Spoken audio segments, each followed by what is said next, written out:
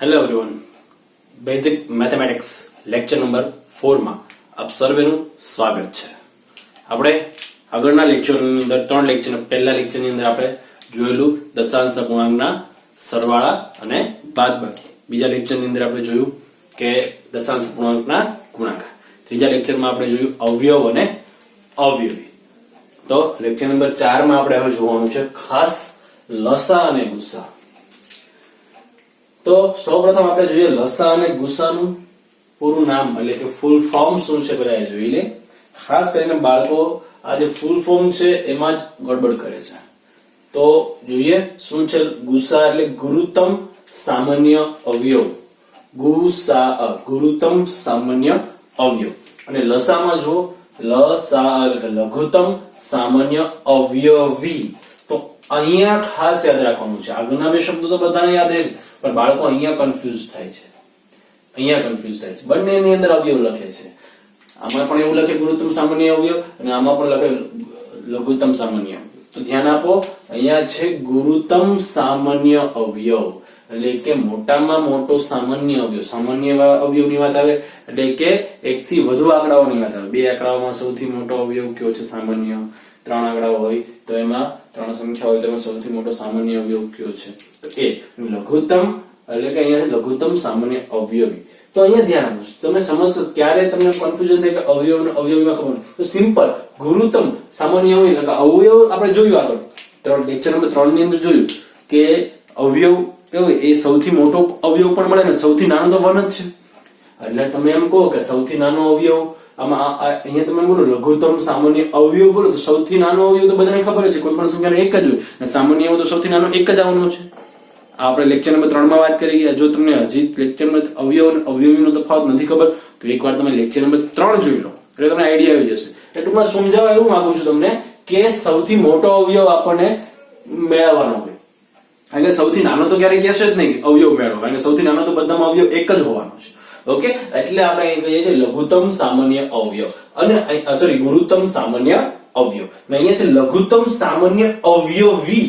લઘુત્તમ એટલે અવયવીમાં વાત કરી કે આપણે અવયવી છે સૌથી નાનો અવયવી મળે, સૌથી મોટો અવયવ ના મળે. કારણ કે કોઈ પણ સંખ્યાના અનંત અવયવી હોય, અનંત અવયવી હોય. એટલે કે અહીંયા ધ્યાન આપો, એક જ આપણે ઉદાહરણ દ્વારા તમે સમજી લઈએ એક જ મિનિટ માટે એટલે તમને થોડો આઈડિયા આવી જાય કે અવયવ ને અવયવી સમજો. જેમ કે 12 છે, 12 ના મારે અવયવ શોધવા તો મેં તમને વાત કરી કે 12 ને નિશેષ ભાગી શકાય એવી સંખ્યાઓ. નિશેષ ભાગી શકાય એવી કઈ સંખ્યા તો 1 છે નિશેષ ભાગી શકાય, હા. 2 છે ભાગી શકાય, હા. 3 વડે ભાગી શકાય, હા ભાગી શકાય. 4 વડે ભાગી શકાય, હા ભાગી શકાય. 5 વડે ના ભાગી શકાય. 6 વડે ભાગી શકાય, હા. અને પછી ડાયરેક્ટ 12 વડે. તો આ શું થયા એના અવયવ થયા. શું થયા? અવયવ. અવયવની અંદર સૌથી મોટો પણ હોય અને સૌથી નાનો. સૌથી નાનો તો 1 જ હોવાનો, સૌથી મોટો એ સંખ્યા પોતે હોય.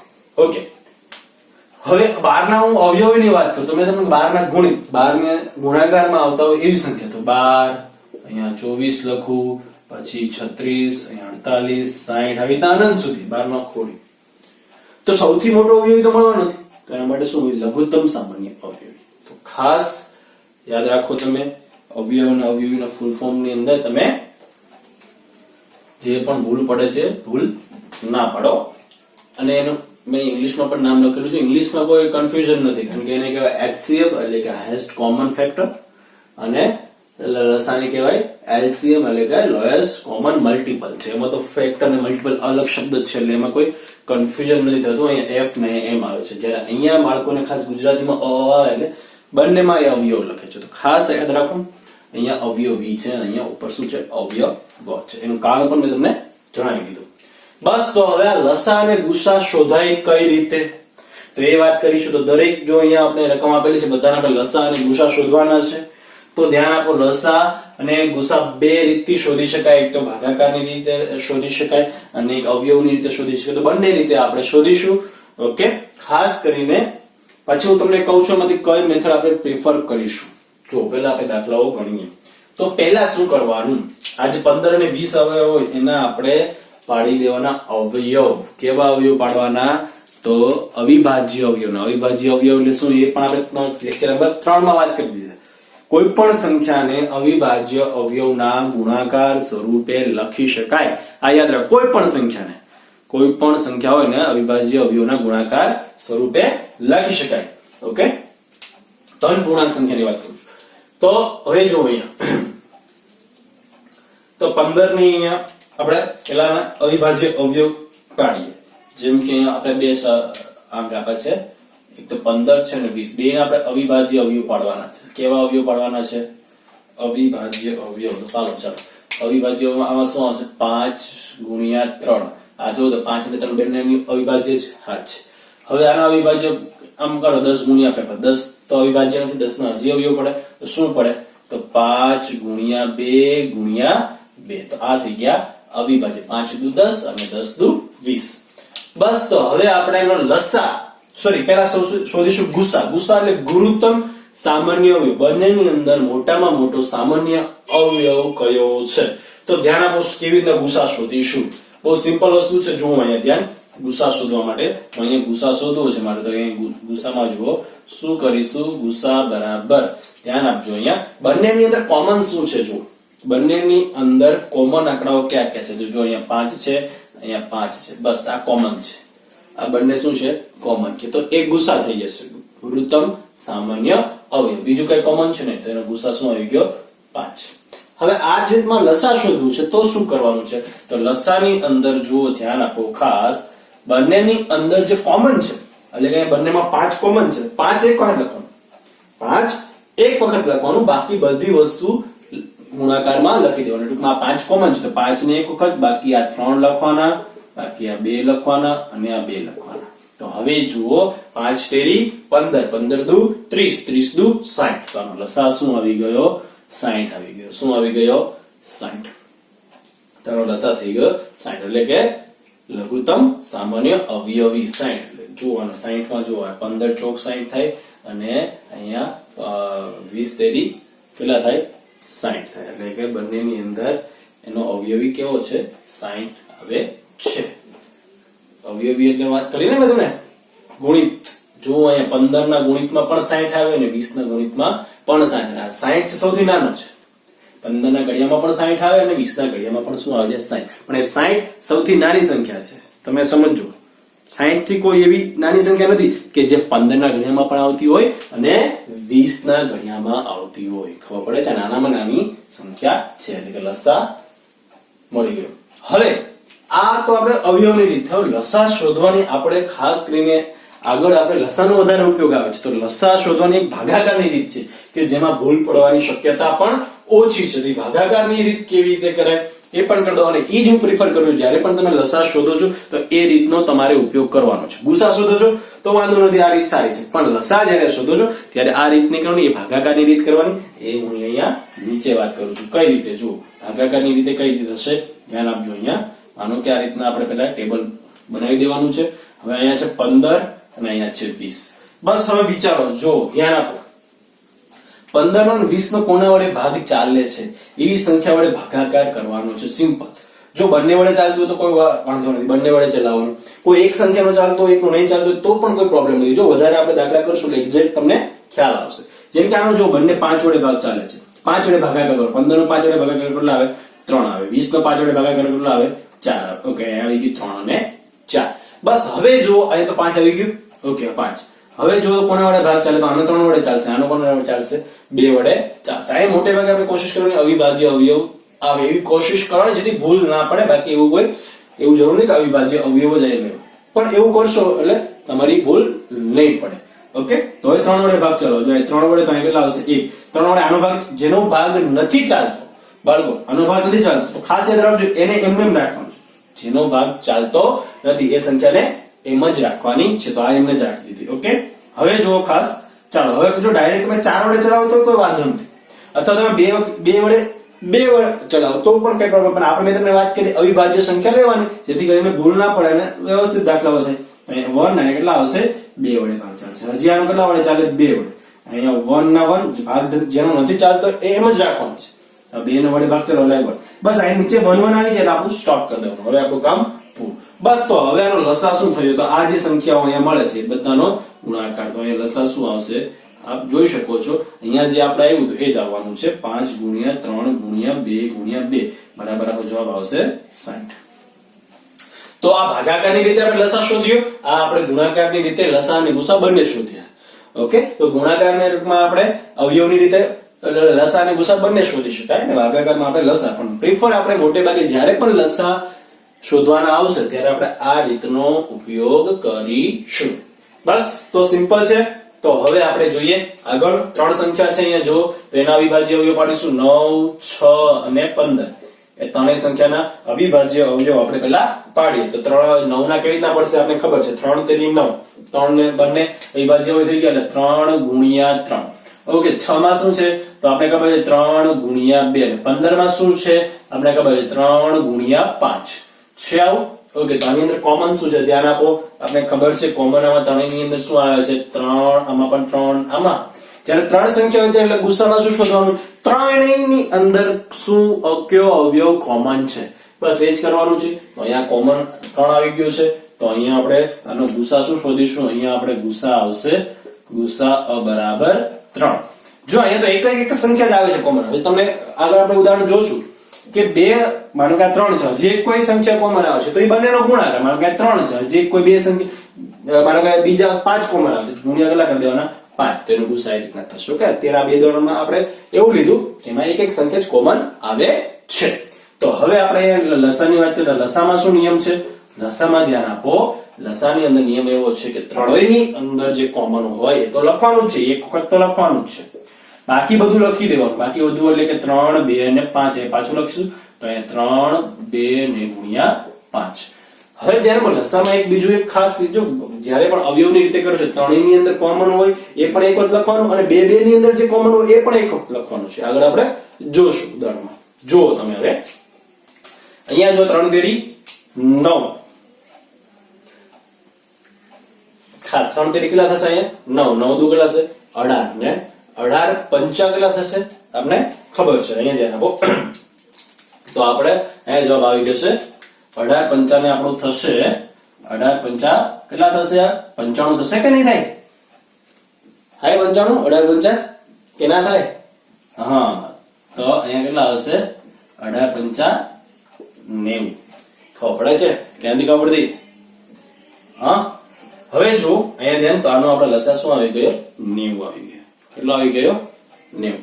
હવે જો આપણે કેવી રીતે કરીશું, ભાગાકારની રીતે કરીશું આ રીતે. ચાલો જોઈએ કેવી રીતે થાય. તો અહીંયા ચાલો, તો હવે અહીંયા લખું 9, 6 અને 15. કોના વડે ભાગ ચાલશે? 3 વડે ચાલે છે. પહેલા તો 3 વડે ચલાવો. 3 તેરી 9, અહીંયા 3 દુ 6, પછી અહીંયા 3 પંચા ને 15. હવે કોના વડે ચાલે? 3 વડે ચલાવો. અહીંયા 1, અહીંયા 2 અને અહીંયા 5 થાય છે આવું. ઓકે, હવે કેટલા વડે ચલાવશો તમે? 2 વડે ચલાવશો. તો અહીંયા 1 ના 1, અહીંયા 1 અને અહીંયા 5. હવે કોના વડે ચલાવશો? 5 વડે. એટલે 1, 1 અને અહીંયા 1 થશે આવું. બસ, તો લસામાં જો અહીંયા શું આવવાનું છે આપણો લસા. અહીંયા લખી દઉં લસા બરાબર 3 ગુણ્યા 2 ગુણ્યા 5 કેટલો આવવાનો છે 90 આવવાનો છે ને. 18 પંચા કેટલા થશે 90. આ જવાબ આપણો આવવાનો છે 90. ઓકે, બસ હવે એની આગળ જોઈએ બાળકો. અહીંયા જો 8 ના અવયવ પહેલા અને 15 ના અવયવ પાડવાનો છે. 8 ના અને અહીંયા 15 ના. ખાસ આ ઉદાહરણ જો 8 ના અવયવમાં શું થશે 2 દુ 4, 4 દુ 8. એટલે આ રીતના પડશે 2 ગુણ્યા 2 ગુણ્યા 2 અને 5 ગુણ્યા 3, 5 તેરી 15. હવે આપણે લસા શોધવાનો છે. તો મેં તમને લસામાં શું કોમન આવે છે જુઓ તો બંનેમાં લસા. તમને એમ થાય આમાં તો સર કઈ કોમન નથી, તો એટલે જ આ ઉદાહરણ લીધેલું છે. કઈ કોમન ના હોય એટલે મેં વાત કરી કોઈ પણ નો એક અવયવ 1 તો આને ગુણ્યા 1 કરો, આને ગુણ્યા 1 કરો તો કોઈ ફરક પડવાનો છે? તો 1 તો કોમન આવશે જ કે નહીં. એટલે કોઈ પણ ની અંદર કોઈ લસા શોધો છો કોઈ અવયવ કોમન નથી ત્યારે શું આવશે 1 તો હશે. તો અહીંયા શું લખી દેવાનું કોમન શું આવશે 1. શું આવશે 1 તો કોમન આવશે. ઓકે, હવે ગુસા સોરી લસા અહીંયા ગુસા કરવાનો છે. સોરી હા બાળકો, આ શું છે આપણું ગુસા છે ને. આ શું છે ગુસા છે. ઓકે ઓકે, હવે શું કરવાનું છે લસા. અહીંયા જો હવે લસા. ઓકે, તો લસામાં જો કઈ કોમન નથી આમાં. તો બધાનો ગુણાકાર એટલે કે 2 ગુણ્યા 2 ગુણ્યા 2 ગુણ્યા 5 ગુણ્યા 3 આવું થશે ને. અહીં નીચે લખું સાઈડમાં. અહીંયા જો લસામાં શું થશે 2 ગુણ્યા 2 ગુણ્યા 2 ગુણ્યા 5, જે કોઈ પણ કોમન ના હોય ત્યારે બધાનો ગુણાકાર, એટલે સિમ્પલ જે પણ કોમન નથી આવતું ડાયરેક્ટ 15 ગુણ્યા 8 જ કરી દેવાના છે. કેટલા કરી દેવાના છે? 15 ગુણ્યા 8 ડાયરેક્ટ આપણે કરી દઈશું. તો હવે જોવાના આવ્યો અહીંયા જો 2 દુ 4, 4 દુ 8, 8 પંચાને કેટલા થશે? 2 દુ 4, 4 દુ 8, 8 પંચાને 40. 40 તેરી કેટલા થાય? 40 તેરી 120. નામ બી ખબર છે આપણે. 15 કેટલા થાય? 120. તો આ આવી ગયો લસા. હવે આનો જ આપણે ગુસા શોધવો છે. તો ગુસામાં પણ એ જ વસ્તુ થવાની છે. જુઓ ધ્યાન આપો. સોરી, આનો જ આપણે ભાગાકારની રીતે લસા શોધવો છે. ભાગાકારની રીતે લસા કેવી રીતના શોધાય? જો ભાગાકારની રીતે જોઈએ આપણે. હવે આનો 2 વડે ભાગ ચલાવો. ચાલો કેટલા આવે? 4 અને 15. ભાગને ચાલતો એટલે 2 વડે ચલાવો એટલે પાછું અહીંયા કેટલા આવશે? 2 અને અહીંયા 15. પાછું 2 વડે ચલાવો એટલે અહીંયા 1 અને અહીંયા 15. હવે કેટલા વડે ચલાવો? 3 વડે ચલાવો 1 અને અહીંયા 5. પછી 5 વડે ચલાવો એટલે 1 અને 1 થશે આવું. બસ આ બધાનો ગુણાકાર કરી દેશો એટલે આ જ વસ્તુ આવવાની છે. તેનો આપણે લસા ડાયરેક્ટ જ હું લખી દઉં છું અને લસા શું આવવાનો છે આપણે ખબર છે 120. તો હું તમને પ્રિફર શું કરીશ? જ્યારે પણ લસા શોધવો છે ત્યારે ભાગાકારની રીતે હું તમને પ્રિફર કરીશ. ઓકે, એ જ આપણે કરીશું. હવે અહીંયા જો 10, 25 અને 35 આવું છે કંઈક. હવે જોઈએ આમાં 10 ના અવયવ કેવી રીતના પડશે? 10 ના પડશે 5 ગુણ્યા 2, 25 નું 5 ગુણ્યા 5 અને 35 નું 5 ગુણ્યા કેટલા થશે? 7 છે. આની અંદર જોવો તો કોમન શું છે? આની અંદર 5 કોમન આવે છે. ઓકે, બીજું કઈ નહીં. તો અહીં ગુસા શું થશે? આનો ગુસા થશે 5 અને લસામાં શું આવવાનું છે? લસામાં 5 તો આવવાના જ છે ને, એનાથી આવવાના. ઓકે, અને બીજું આ 7, 5 અને 2 તો અહીંયા કરી દેવો ગુણ્યા 7 ગુણ્યા 5 ગુણ્યા 2 થશે આવું. તો આનો જો લસા શું થશે? ગુણાકાર અહીંયા 5 સત્તાને 5 ગુણ્યા 7 35, 35 ગુણ્યા 2 70, 70 ગુણ્યા 5 એટલે 7 પંચા કેટલા થશે? 35, 350 જવાબ આવશે. જો ફરી વાર કરી જોઈએ એકવાર આપણે. આમ પણ તમે વિચારી શકો છો 5 ગુણ્યા 5 25, 25 નું 50 ને 50 ગુણ્યા 7, 50 ગુણ્યા 7 કેટલા થશે? 350. તો લસા આવી ગયો 350. હવે ભાગાકારની રીતે આપણે શોધીએ બાળકો. તો શું થશે? અહીંયા 10, 25 અને 35 છે. કેટલા વડે? 5 વડે ભાગ ચલાવો. ત્રણેયનો ચાલે છે તો ચાલે. 5 વડે ચલાવો તો અહીંયા આવશે 2, અહીંયા 5 અને અહીંયા 7. હવે આપણે ખબર છે. હવે શું કરીશું? 2 વડે ચલાવશું તો 1, 5 અને 7. હવે કેટલા વડે ચલાવશું? 5 વડે 1 ના 1, અહીંયા 1 અને અહીંયા 7. હવે કેટલા વડે ચલાવશું? 7 વડે તો 1, 1 અને 1. ઝડપથી એટલે લઉં છું તમને આઈડિયા. બસ હવે આનો ત્રણેયનો શું કરવાનો છે? ગુણાકાર. તો ડાયરેક્ટ જ આપણે ખબર જ છે. અહીંયા આવી ગયો છે ગુણાકાર. કેટલો આવે છે? અહીંયા લસા થશે આપણો 350. હવે આ ઉદાહરણ જોઈ લઈએ. ધ્યાન આપો. 12, 18 અને 6. ચાલો આ જોઈએ એકવાર એટલે તમને થોડો વધારે આઈડિયા આવે. 12 માં શું થશે? અહીંયા જો 2 દુ 4, તેરી ને 12. 18 માં શું આવશે? 3 તેરી 9 દુ 18. 6 માં 3 ગુણ્યા 2 થાય છે. હવે જો આની અંદર આપણે પહેલા શોધીશું ગુસા. તો ગુસામાં શું છે? અહીંયા જુઓ કોમન શું આવે છે? જુઓ એક તો 3 કોમન આવે છે. ઓકે, બીજું શું કોમન આવે છે? 2 કોમન આવે છે. તો 1, 2 અને આ 3. તો આની અંદર ગુસા જો શું થશે? કઈ વસ્તુ કોમન આવે છે? 3 અને 2. તો 3 દુ ને આનો ગુસા શું થશે? 6 થશે. ગુરુત્તમ સામાન્ય અવયવ. જો આમાં બધામાં એક કોમન અવયવ હતો. આની અંદર 2 અવયવ કોમન છે તો આનો ગુસા કેટલો થશે? 6. લસામાં શું કરશો? આમાં ધ્યાન આપો. અહીંયા લસાની અંદર તમે શું કરશો? જ્યારે પણ લસા શોધવો છે ત્યારે જે ત્રણેયમાં આવે છે એક વખત એટલે 3 ગણો. પછી આ 3, 2 આવે છે ત્રણેયમાં એટલે 2 અને બાકીનું શું વધે છે? 3 અને 2. 3 ગુણ્યા 2. 3 દુ 6, 36, 18. 18 દુ શું આવશે? 36. તો એનો લસા કેટલો આવવાનો છે? 36. તો હવે એનો ભાગાકારની રીતે તમને આવડશે તો ભાગાકારની રીતે તમે જાતે આની કરી લેજો. કઈ રીતના કરવાનું છે? બહુ ઈઝી છે.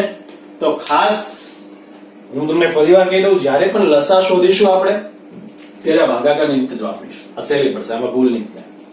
ગુસા શોધવાનું છે ત્યારે અને ગુસામાં કરવાનું શું છે? શું કરવાનું છે? બસ ત્રણેયની અંદર જે કોમન અવયવ હોય એનો ગુણાકાર. કોમન અવયવ હોય લસામાં આ ભાગાકારની રીત કરીશું. બસ એ જ વસ્તુ યાદ રાખવાની છે. કારણ કે હવે આના પછીના લેક્ચરમાં જ્યારે પણ આપણે અપૂર્ણાંકના સરવાળા બાદબાકી કરીશું ત્યારે આ લસા અને ગુસાનો ઉપયોગ કરવાનો છે. લસાનો જ કરવાનો છે, ગુસાનો ત્યારે ઉપયોગ કરવાનો નથી. પણ ખાસ લસાનો ત્યારે આપણે આ રીતે લસા શોધીશું. તો વિડીયો જોઈને તમને એકચ્યુઅલમાં ખબર પડી ગઈ હશે કે એકચ્યુઅલમાં લસા શું છે, ગુસા શું છે, એને શોધવા કઈ રીતે. તો ખાસ પ્રેક્ટિસ કરજો બાળકો, ખૂબ જ ઉપયોગી આ ટોપિક છે. Thank you very much.